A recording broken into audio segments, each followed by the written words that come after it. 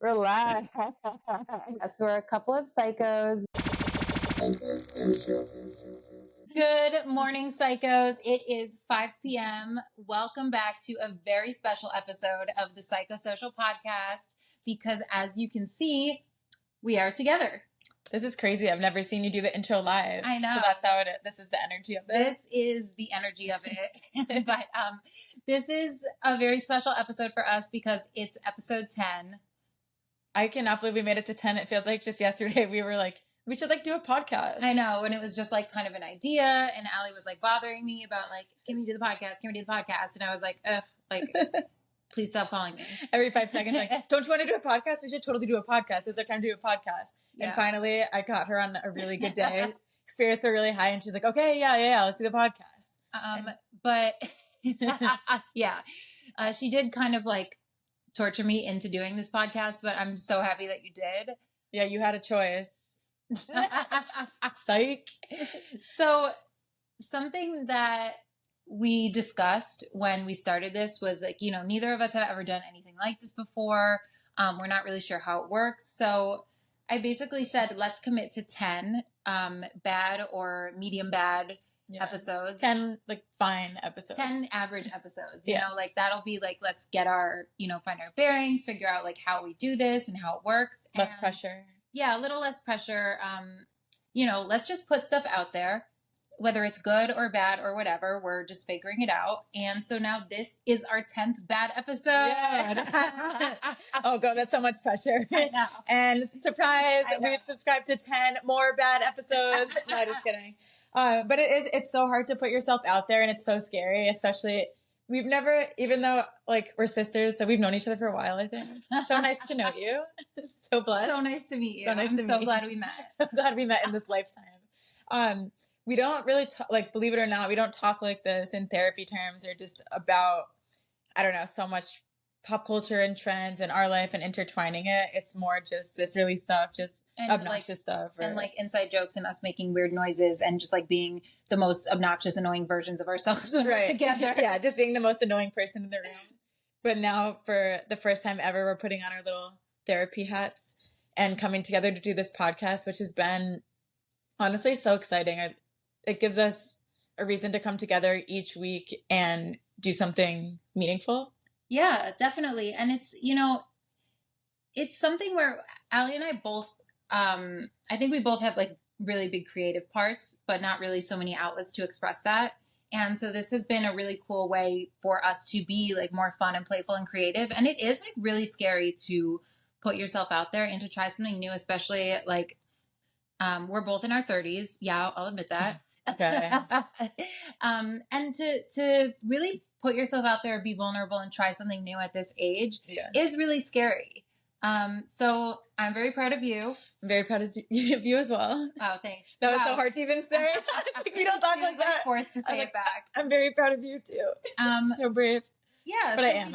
We did it, and thank you to everyone who has supported us along the way. It really means so much, and we're lucky that we have the time and the resources to make something like this happen. Yeah, and that is a really good point. We've both always been very creative, but also very sensitive and definitely empathetic and wanting to help people. Yeah. So you can say for you, but for me, I know I've wanted to get into the therapy field, and my biggest fear is not being in a more creative field where I can have more of an outlet to express myself and do stuff like this. Mm-hmm. And I feel like one of our goals is also to show people that you can be a therapist and you can be someone that helps others, but also be creative, like be funny, like be human, come together, put out content, and we're doing it. So I think that's really cool. Yeah, I think that's something that another common goal that you and I both have is that it's really important to destigmatize therapy. And I do really think that mental health treatment and therapy has come such a long way, even from like 5-10 years ago. Yeah. And we just want to help to continue to make therapy something that's approachable, something that is normal, something that, you know, is just routine, like getting a medical checkup. Yeah, I'm also going to work on my mental health, like just how you would go to the gym to work on your fitness, or, you know, you would learn a new skill or anything like that. Exactly. And I think what she's trying to say also is that you don't just have to go seek therapy when shit hits the fan. Like you can start whenever for maintenance. Everyone needs that support. Just someone non-judgmental or with no ulterior motives, just someone that will sit there and kind of collaborate with you and bounce ideas back and forth. And we like to say it's kind of like dating at first and you're finding a therapist. Cause like I've found, and we can share our stories, but I've had horrible therapists that have made me never want to see a therapist again. But it doesn't mean that they're bad or that therapy is not for you. You kind of have to work that out and keep trying, because not everyone's a match made in heaven. Some people are literally it just does not work, and you don't see eye to eye and you don't understand each other. But it's important to try again and have somebody that you connect with and go with that person and not just the first person that you meet. Yeah, absolutely. The therapeutic relationship is I think something that is really important for me, for my clients to understand, is that it's a collaborative relationship. Like, yes, I have the specialized knowledge and the training, but I'm also here for you. Yeah. So, you know, if there's something that like I ever say or do that doesn't feel right, or you don't like it, you know, I always encourage people to correct me, give me feedback. Damn dogs. Since we're live, we also have 2 dogs with us. Shout out Alfie and Joey. Thanks for doing it. They're our interns. We have 2 dog interns. So this is us being so real and vulnerable. We're not perfect. We have obnoxious dogs that actually ruin literally every episode. Literally. Well, this is the 10th bad episode, so obviously they have to come in and ruin it. Episode 11, their asses are on the curb. Yeah, we're getting real. Also, my grandma's blowing up my phone. Phone's vibrating everywhere. God, Grandma. Not now, Elaine. So it's always pure chaos. Anyway, Grandma can wait. But what I was saying is I really want, and I think you do too, want people to know that therapy is a collaborative process. If you don't like a technique, or you feel like things are stale or not working, like, you have the ability to talk to your therapist and be like, hey, you know, I feel, you know, kind of stagnated. Is there something else we can try? Can I do something that's more solution focused? Can I do something that's more skill building?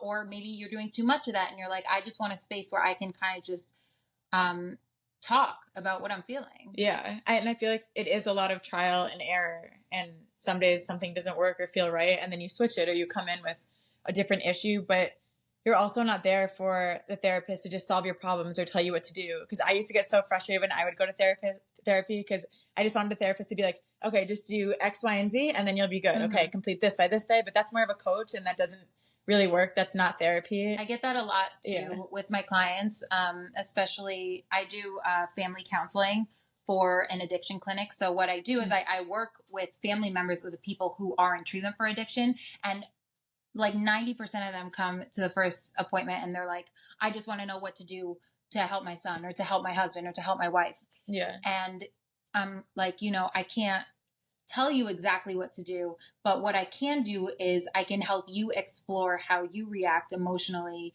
and kind of identify things that maybe you would like to change that may directly impact your loved one.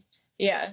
So, and which ends up being a lot more helpful for you in therapy, because if you create your goals and formulate them with the therapist, you're more likely to complete them anyway, because they're your ideas. Like, exactly. You're responsible. Yeah. Like, sorry, you're a part of this as well. Yeah. Also, all of kind of our behaviors and core beliefs and thought processes are things that we have developed over time based on our experiences.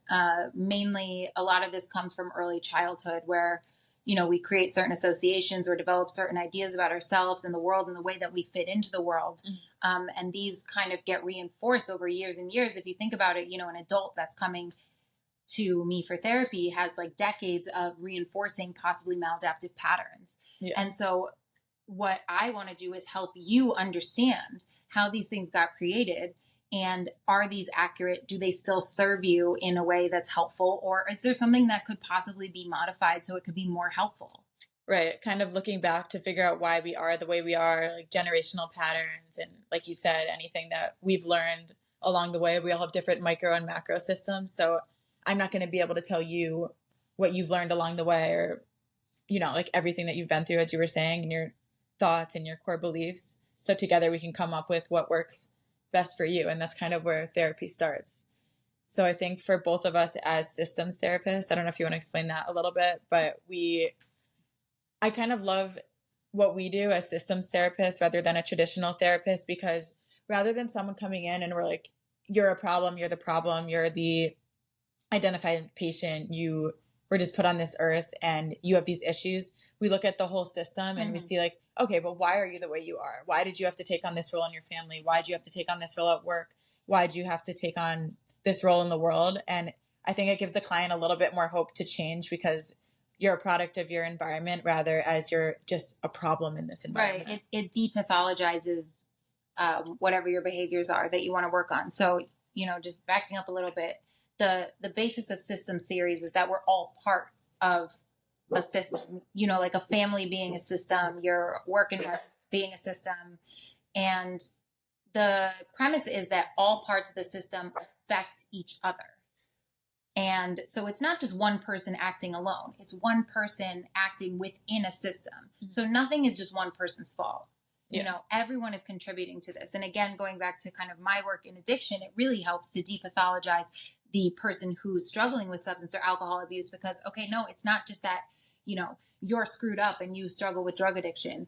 Like you're like a product of a system and things that have happened, dynamics in this system have caused you to possibly use drugs or alcohol as a coping mechanism. Yeah, which I think is so helpful to feel less hopeless and just know there's kind of another way. Mm-hmm.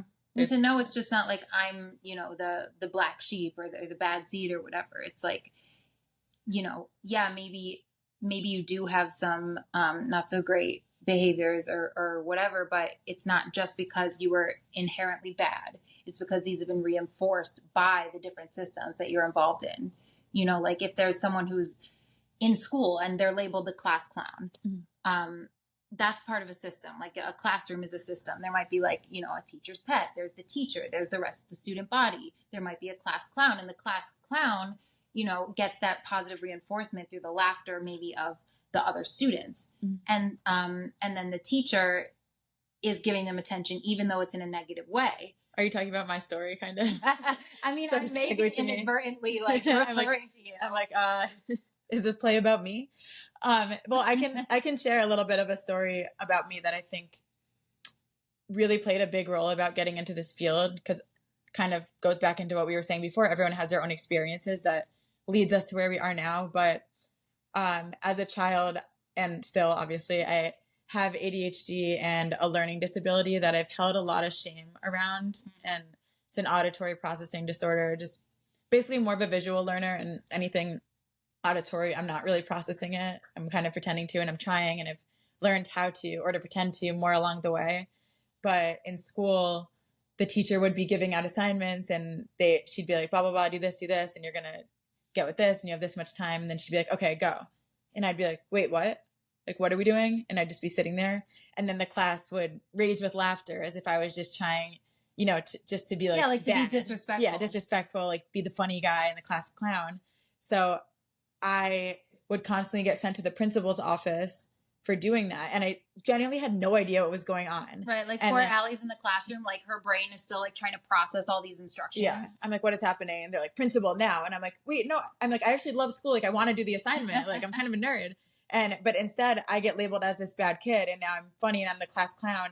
So instead of feeling that shame and admitting that possibly there's something going on, like a learning disability, and the teacher's not even addressing it, I see that I'm getting all this attention and positive reactions from being the class clown and being funny. So I play into that role. And now I really do become this class clown because I don't have the resources to understand this learning disability and actually do the assignments. And I don't even think the school did either. Right. Like auditory processing disorder wasn't really something that people understood what it was. There's the classic like ADD, ADHD, right, which is like, okay, yeah, like you get extra time or whatever, but the teacher doesn't understand in a public school what auditory processing disorder is. They're like, you're just not paying attention. Right. And I'm like, no, but I'm actually, even if I try to pay attention, I'm not processing, and I need another way to learn this information. So I'm labeled as this bad kid, and I'm this class clown. And then deep down, it's like, I'm kind of experiencing this polarization because I do like school and I want to be smart and I want to learn. And maybe I even like this class, but probably not this teacher at this point. But now I'm the class clown and I'm this funny guy and I'm getting kicked out. So that became my role in school. And the role gets reinforced through your classmates and through your teachers, and through the system of the school. And so now you're being not given the special attention that you would have needed. And you just end up getting deeper and deeper into this role. Right. And then finally, when you do kind of address it, it since it was a time where it wasn't as normal as it is now, which I think it's amazing how normalized it is at this moment. And you can really seek out resources, and it's really about advocating for yourself, which I had to work really hard to do because that was difficult in itself. But then when I did, get the resources and get extra time and this and that, I just remember, oh, thumbs up. Okay. Wait, that's crazy. They're like, you're doing amazing. We're so proud of you. Thanks. It's amazing. So then I am getting extra time, and I remember now I'm in high school and I'm finally getting the help that I need. And so we'll be taking a test in class, and the time would run out and everyone's tests would be collected and everyone would have to leave except for me. And I'm still sitting there and everyone's like, wait, but why is Allie special? Why is she still in there? And so instead of admitting that I have, and now this is like me finally admitting it, that I get extra time because I didn't want to be labeled as different or like less than in some capacity. I was like, oh yeah, I'm like super special. The teacher loves me. Like the school's like obsessed with me. They just let me kind of like do whatever. So now I'm constantly lying and I'm like making up this thing and I'm trying to make myself feel better. And so I'm pretending to be this person when I'm really this person. And now I don't know who I am. And it's so much to keep up with. And the final straw I just remember was waiting in that line for the SATs. Is it senior year or junior year that you take SATs? I think you do your senior year. I think it's senior. So they literally make it's not discreet at all. It's like a line for, it literally just says like normal SATs and then it says like accommodations or like disabilities. And so I have to wait in that line and everyone I know is in the other line and they're like, come on. They're like, what are you doing over there? I'm like, oh no, like this line's shorter. And I'm like, there's no way out of this. There's a sign above my head basically labeled different. But it also shows like how you learn to kind of use humor as like a deflecting method. Yeah. Because people didn't understand. And, I mean, I could go on a whole tangent about like the public school system and how they don't do enough to normalize this stuff. But like the school didn't do enough to, kind of protect the sensitivity of having these kind of issues, like by putting the line right there and like, or by making everybody leave while you sit there and do your extra time. Yeah. So you learn to use humor to protect yourself and kind of like deflect these comments. Yeah. It's like, you're just navigating this on your own and there's no help. Mm-hmm. And like you said, I don't think it's that no one cares. I think at that time, nobody understood it enough and mental health wasn't normalized. Because as a kid in our generation growing up, being in therapy was stigmatized. And now it's kind of, it's cool. Like even so many young girls and boys being in therapy. And I think it's amazing. And I think it's looked at as cool and powerful. Like, yeah, I have therapy. I can't come. Like I have a therapist. And back then you're like, oh, I have physical therapy or no, just an appointment. So it's become normalized to be in therapy. And now we're kind of taking it a step further and being like, and you can be in therapy or a therapist or whatever with your mental health, but you can also be creative. It doesn't take away from you. And we can have this podcast and kind of educate as well. And like, we're therapists, but we're also like literally just girls. We're literally just girls. I don't know how we ended up here. We're just girls. Like, just because we're therapists doesn't mean we're not also, people who have also struggled with our mental health. That's actually why we're here. Yeah. So.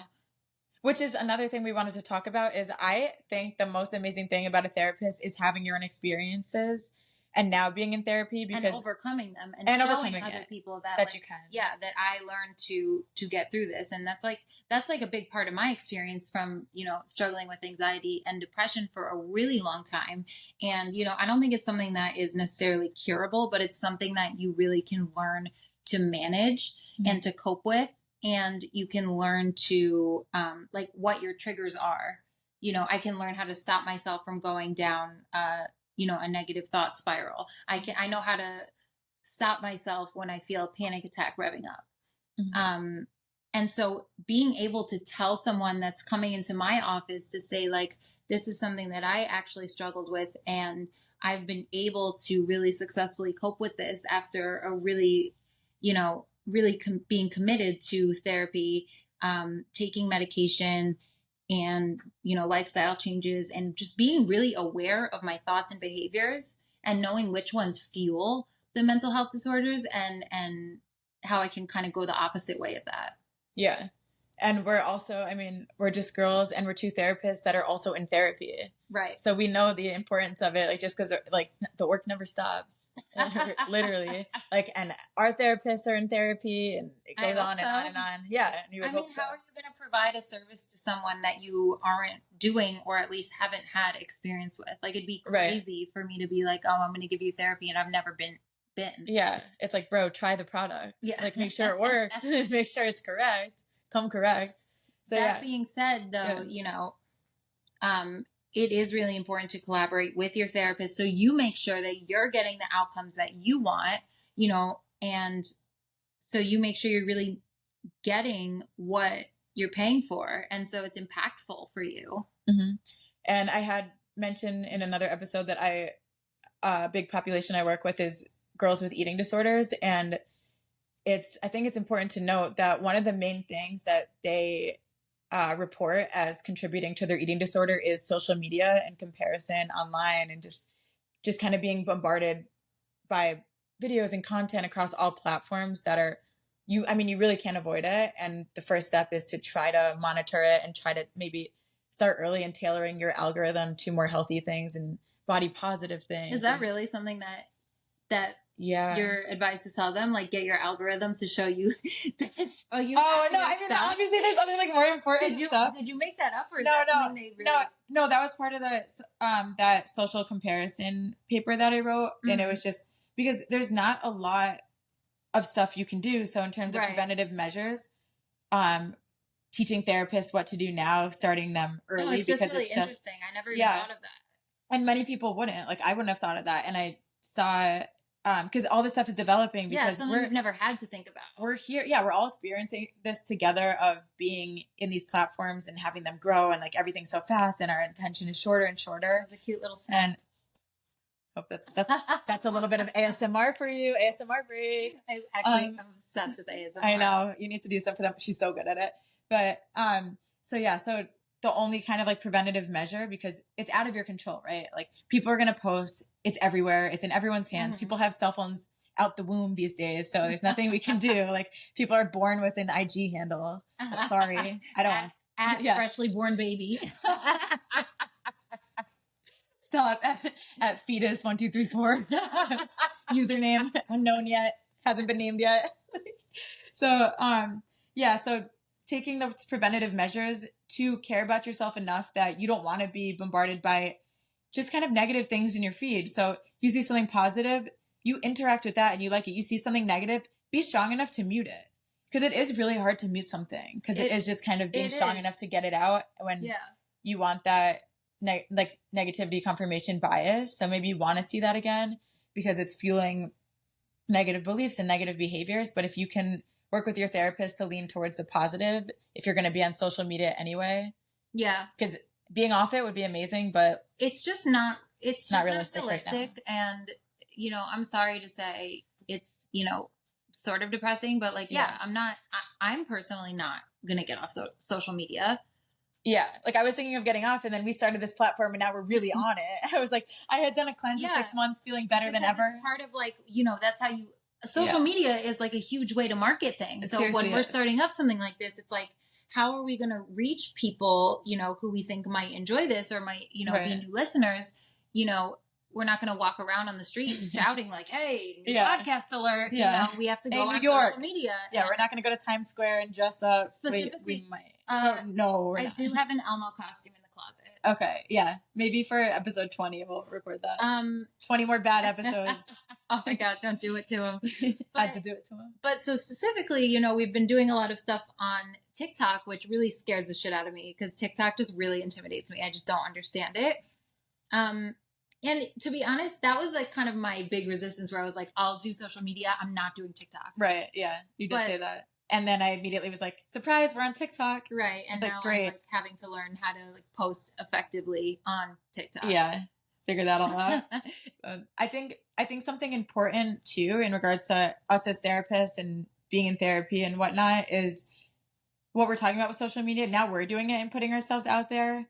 And now I feel like we even understand more just the pressure and what it's like. Like we'll go on there and we're so hard on ourselves because we're human. Right. We are like that too. We post and I'm like, oh my God, like we didn't get enough views. I'm like, I have a weird eyebrow. Yeah. Like, I'm not symmetrical. Being like hypercritical of our appearances and just also like the performance of the stuff that we post, you know, it feels like shit when you post something that like you think is funny or you think is important. Yeah, whatever. And see, didn't even work with her.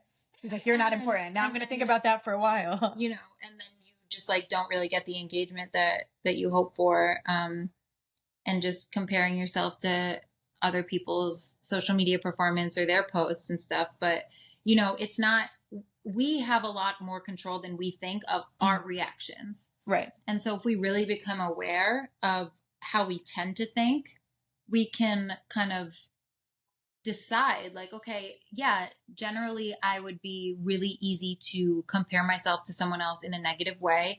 And can I just decide that I'm not going to do that because first of all, there's no validity to it. Like just because I say something doesn't make it true. And then second of all, it's not healthy or helpful to me. Yeah, 100%. And I can't even tell you how many nights I've just wake up in the middle of the night and I'm like, oh my God, like this is horrible. I need to shut down all my accounts. I need to deactivate Instagram. I need to like get TikTok away. I probably should just not have a phone in general. And there's just such a panic instilled. And so kind of like Jamie was saying, like to realize like what is really important? Like, is it really the end of the world if you post something and it only got one like, or you think someone's not going to like you because you posted a video that, realistically, that is embarrassing? That is meaningless. Yeah. And at the end of the day, sure, people judge, like we all judge, we judge each other, but it doesn't really matter. Like you have to do what you what's that about? What was that little? I've never judged you. Yeah, right. Wait, this is actually so funny because in the beginning, we were both like in our beginning episodes that we didn't post that were practice, we were both kind of like getting a little nervous and feeling a little pressure. And I'm like, oh, I don't know. I just like, sometimes I feel like I'm just like ruining it and you don't like what I'm saying. So I'm just like kind of embarrassed and I don't know if I'm good for this pod. And then Jamie's like, wait, no, she's like, every time we record, I feel like you're judging me and I'm not good enough. And like, you're the funny one and you're good. And I'm like, no, you're the funny one. We were both recording and like having our own individual experiences, but it was like, we were having the same thoughts about ourselves and like that and each other was like thinking that about us. Yeah. We were both literally projecting because I was like, Jamie's so smart. She's so funny. Don't get a big head about it. I was like, I'm so dumb. Like, I'm so slow. Like, I can't keep up and nothing I say. I'm like, and my voice is too quiet. And then she turns around and she's like, no, you're so good. Yeah. She's like, I'm so awkward. In my head, it's like Allie's like so funny and witty. And then I just sit here and like talk about the therapy terms on and on and on, like yap, yap, yap. And it's just like, okay, like, is this bitch going to shut up? Yeah. And while you do yap, yap, yap, I'm over here so impressed. I'm like, wow, she really articulated that so well. And she knows all these terms. Just, it's, you know, it's just so natural and easy for her. And I try to explain the most basic term and it sounds like gibberish and I'm so embarrassed. No. She's like, yeah, that's true. But also it's good. I mean, well, we don't need to be the same. Exactly. Like, and that's why she's an admin. Yeah. And she's our social media marketing manager. Yeah. And we definitely, there's still pressure and we come at each other, but at the end of the day, we do collaboration, the theme of the episode, the name of the game. Want to collab? That's the name of the game? I don't know. What's your name of the game? See, here we go. See, let me just. Oh, like collab. We've been talking about collabing with. I don't know. You dropped that word. No, that's so good. That's and really we're collaborating as therapists, as sisters. It's really bringing it full circle for me. Yeah, I'm just trying to really, drive it home. Oh man. I also really like recording in person, and I feel like this is so much more natural. Wow, it's gonna be hard to go back. If you've listened to a few of our episodes, you'll know that we are very notorious for talking over each other.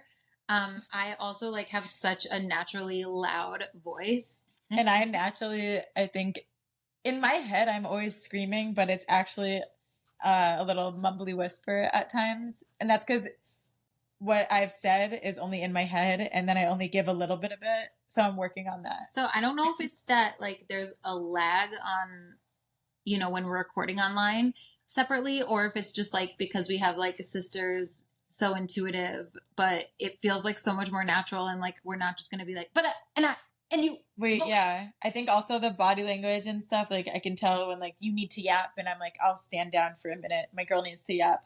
But I can feel the energy. We're a couple of empaths. We're both cancers. Are a couple of empaths. But she's a June Cancer, I'm a July Cancer. Take that as you will. I don't know what that means, but the people will apparently it means something. Yeah, but love them all. But yeah, being in person, this is why, and this is kind of changing subjects within the same subject, but I think it's so amazing that there's telehealth and Zoom therapy because it offers that for people who otherwise wouldn't seek it or couldn't get it. Definitely makes it more accessible. Yeah, but if you can get therapy in person, I do recommend it because I think there's just something about being in person and kind of reading someone's body language and assessing everything that's going on and having that connection is so special and just gives such a bigger picture. But both are amazing. Like right now, my whole job is telehealth. And like, I have some people where like, I literally see from like their chin to their forehead. And it's like, okay, yeah, we can definitely communicate that way, but I cannot like, I don't even know what's going on with the rest of your body. Or if you have one. Like if it's even there. It's so true. Because you don't know like kind of the full picture of what's going on, but sitting here just, it feels so much more natural. Or with couples. Oh my God, I can't imagine. Telehealth can be really, really frustrating because couples that are high conflict or are in the middle of an argument, they'll try to sit like as far away from each other as they can. So I get like a sliver of each of them on either side of the screen. That's pretty telling though as well though. It is, but definitely challenging. But it's also like, I'm like, are you guys like listening? Are you there? Yeah. Like hello? I had one couple that like they would sit really far away and then one of them would always like kind of like pop in and off screen, and I was like very confused about what was happening. This was in my internship, so I didn't really feel, confident enough to say something. Now I would probably call someone out and be like, hey, like, can you come into the screen? Right. But I didn't feel comfortable to at that time. And like literally 10 sessions in, I realized she was taking notes off the screen. Which is fine. And like, I love that. I love that someone was taking notes based off something that I said, but that actually is really cute. But I didn't know she was taking notes. It just seemed like she was doing something else or distracted or whatever it was. Yeah. It's actually a lot of my clients, I noticed that they are taking notes, and it's like such a cool, really cool thing to like, to think that I would say something that someone finds so useful that they would write it down. That's actually really sweet. I actually really like that. Yeah. That's like endearing. It is. Like, oh, I said something that's, that you want to save for later. Nice. Yeah. And like, did someone just cite me? You little old me. I know. It's so amazing. But yeah, on that note, I wanted to announce to you that I'll be moving into your apartment because this is going so well. Oh, that's thrilling for me. Definitely. JK. If only. So to know. Yeah, Allie's dream is for us to be adult sisters that live together for the rest of our lives. True. Some of us have other plans. That's my biggest plan. That's my big dream. That's my one dream. I said no. Well, yeah, I was thinking about moving in with you, but it's just because I feel like, and a lot of people I talk to are at this point now where we just feel kind of stuck, just kind of not knowing where we're supposed to be, because it's kind of this transition phase of figuring out where you want to live, like your career, like, I don't know, like relationship stuff. And it's just really hard because there's so much stigma around having it all figured out. And we all kind of pretend to have it figured out, but we really don't. Yeah. And I feel like when you're in your 30s, it's like, okay, now you really kind of have to get real. Like you're a full blown adult. Like it's not, I feel like sometimes in your 20s, you could be like, oh, I'm still kind of like young adult, whatever. Yeah. But we're not saying this is what it feels like. We're not saying that it has to be like that. No, like you feel like in 30s, it's like get real. Like now, like time's speeding up and now you really have to figure it out. But that's just like pressure. There's really no age where you're supposed to. Yeah, that's actually such a good point. Like there's really no like rule book for anything. Like we live by kind of a very linear timeline of things that we're supposed to do. And so from, kind of an American culture perspective, in your 30s, it's like, okay, you're an adult. Like you have to kind of get real. You have to start a family. You have to settle down. You should have your career figured out. You should have savings. You should have a retirement plan. All that fun stuff that like I have some of those things and not all. And it doesn't matter which ones I do and don't have. Yeah. TBD. Um, but so I know for both of us, we just kind of feel like, okay, this is really scary because there's not much time left to kind of meet these standards. Yeah. I mean, I think for me, I recently graduated, so I was so deep in school and internship and all of that. And then all of a sudden you go from a big transition from that where like your whole life is being a student and being so involved in different things, and then all of a sudden you're just thrown into the real world and it's so much pressure and it's just a whole different thing. And then I've had other transitions in my life and trying to figure out different relationships and where I want to be physically located, and you just feel so much pressure, like you have to know what's going on. And then again, going back to social media again, it looks like everyone has it figured out and everyone's like on to the next thing. That's something you really also have to, like, you have to have your own inner knowledge and kind of like filtration system of really knowing that nothing, like, or just because it's on social media doesn't make it real. Right. And something else is that you and I have both taken sort of time off in our journeys of becoming therapists. Like, you took some time off before college and I kind of took some time off after college. And so, like, theoretically, I guess compared to others, like, we're like a little older than other people in our position.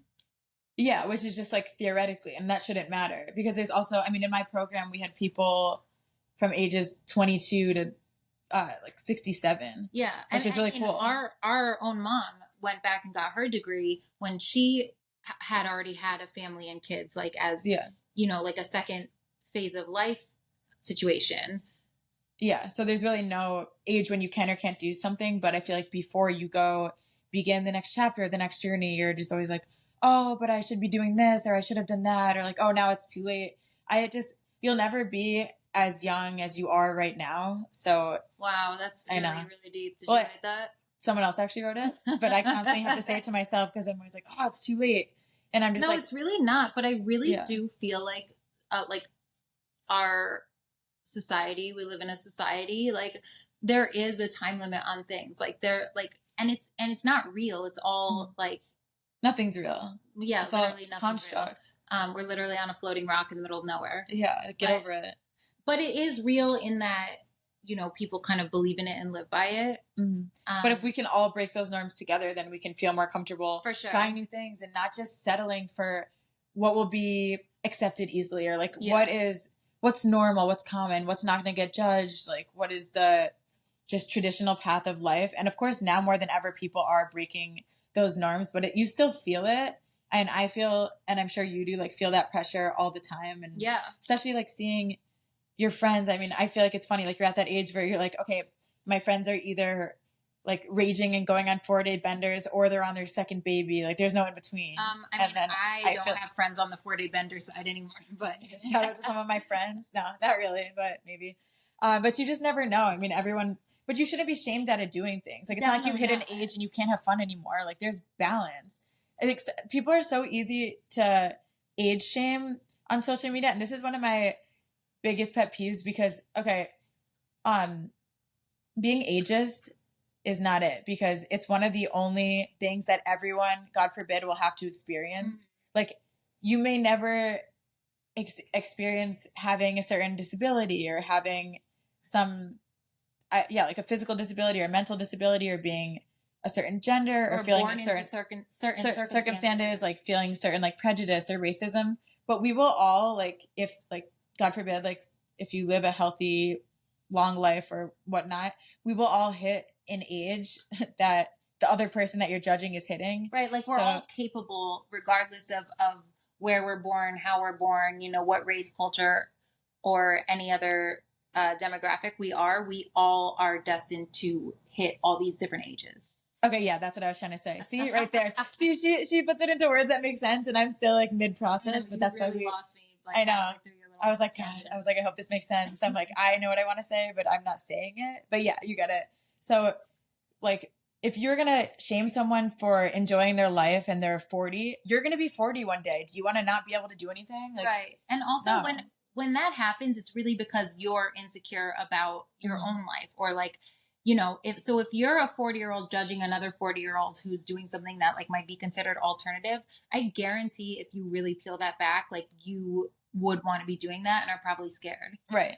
Yeah. If like a lot of stuff I see people mom shaming others, like, oh, you should be home with your kid. It's like, one, everyone parents differently. You don't know the situation, and like, don't tell someone what they should or shouldn't be doing unless there's something like really wrong, like abuse and bad stuff going on. But like, if someone wants to have a night out, or someone wants to switch careers, or if someone goes through a divorce, or someone wants to try experiment with other things, that's fine. Like, get out of their business. Right. Get out of the comments. But the comment section is usually hilarious. I just hate when it's judgy.